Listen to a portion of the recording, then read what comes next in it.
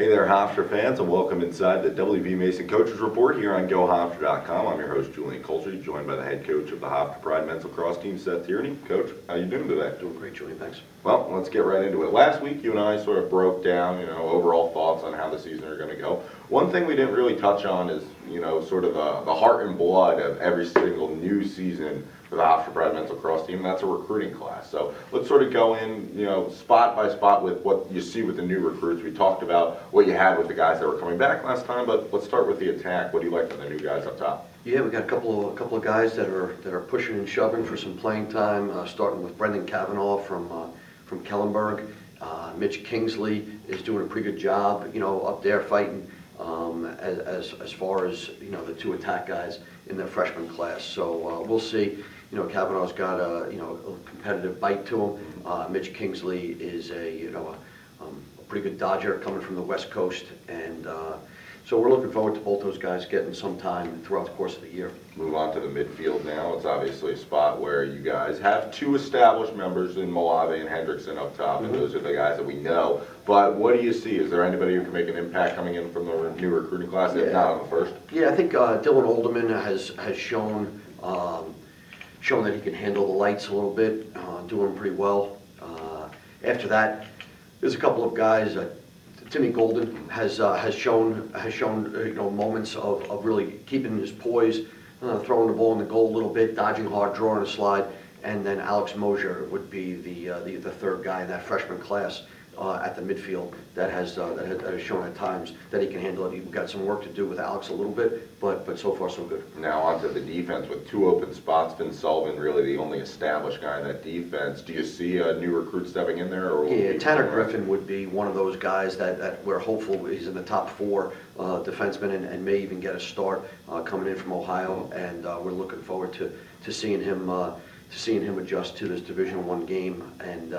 And then at the long stick midfield spot, we have two guys, Jeremiah LeClaire and Joe Serecchia. Both those guys are fighting and scrapping. We did make a move and put Tommy Vocal with a long pole this year, and he'll back up Ryan Riley. But those are two other guys who are doing a great job. And then at the short stick D mini position, Brendan Lynch and Luke Gomez are two guys that are also fighting for time. So there's a lot of freshmen, and there's others that we haven't mentioned there, but there's a lot of freshmen that are fighting for some time right now. From the recruits to the schedule, and obviously you put the schedule together. It's hard to believe that this week is the start of the now 2015 men's lacrosse team and their season and getting underway. Right. So putting together the schedule, what did you sort of look for? Because there's a lot of tough games at Ohio State, at Cornell, some big time matchups. All starts with Marquette, obviously, this weekend.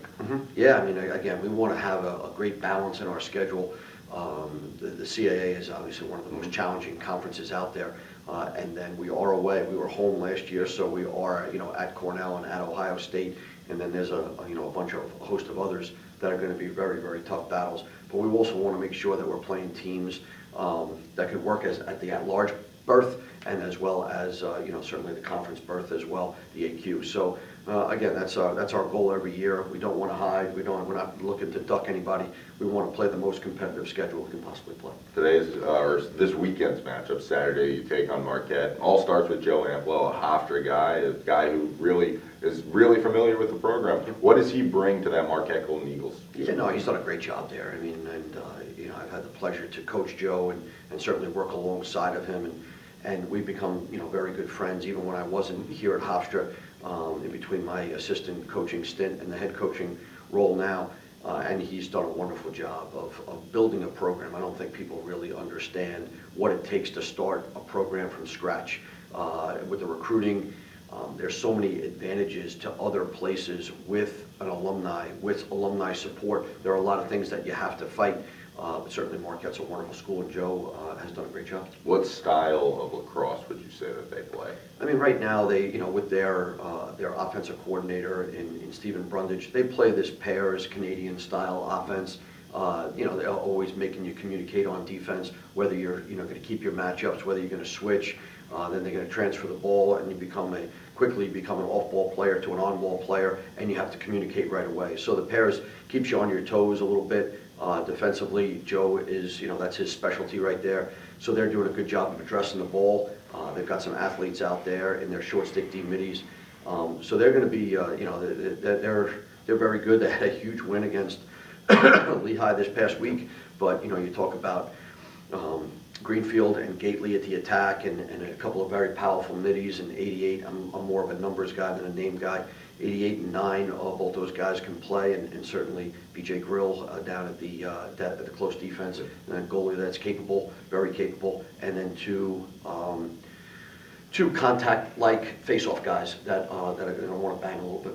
From your standpoint, game one, what are you looking for your team? Yeah, I'm looking to continue to go up the stairs, and continue to take the step. That's the whole process. We know what happened to us last year, and again, I know through prior publications and media outlets, we've had a successful year last year, but everybody has to understand what our goals are here, and the Marquette game, the St. John's game, the Penn State game, those games, they hurt last year for that at-large berth, and then certainly losing in triple overtime to Drexel at the end. So, every game is a playoff game now, and we just need to make sure that we understand that. Again, yesterday we had a business-like practice, not going crazy with the guys, but more teaching today, tomorrow, and certainly putting it all together for Thursday, and then just recapping and reviewing on Friday, and hopefully we'll be ready to go on Saturday. Finally, Coach, what do you guys need to do to pick up a victory against Marquette on Saturday? Yeah, I think we just got to state the plan. I think the guys buy in, they believe, they understand. We've shown them on film. We can't beat ourselves in certain scenarios. Mistakes are going to happen. I think they happen every day in everybody's occupation. And certainly when you put it into 18 and 22-year-olds' hands, there's going to be a mistake. I just want the mistake going 100 miles an hour, and I just don't want to make it twice. Our guys know that we're looking right now as a staff. We're looking for that perfect possession offensively. We're looking for that perfect possession defensively, and we don't want to crisscross job descriptions. So let Chris Clark and Connor Hall and those guys face off. The wing guys, you do your job, and don't worry about if someone else is doing their job. Everybody do what they're supposed to do. Everybody bring to the party what they're supposed to bring, and then hopefully it'll be successful at the end of the day. Coach, thanks as always for the time. Hofstra takes on Marquette this Saturday. You can obviously head out to James M. Short Stadium to see the game. This was the WB Mason Coaches Report right here on GoHofstra.com.